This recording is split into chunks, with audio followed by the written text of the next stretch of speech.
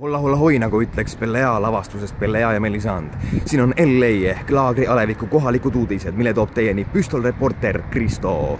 Nimelt teiti siit Saue valla kultuurikeskuse eest olevalt infostendilt täna hommikul juunituuri poster. Huvitav, kes see vandaal küll selle siia pani. Igatahes on ta siin kõrvuti rattaretke ja rulavõistluse postriga otse teatrisektsiooni all.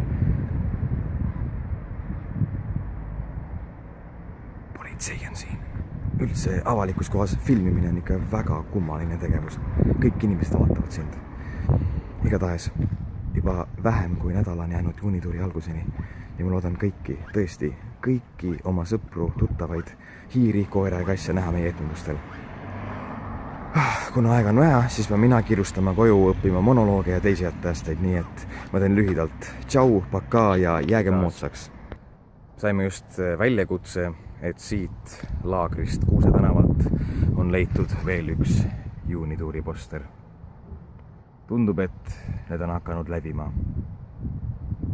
Me ei tea, mis saama hakkab, kuid üks on kindel. Selle ärahoidmiseks on vajalik tulla kõigil juunituurile, sest muidu ei või me iial teada, mis saama hakkab. Tšau.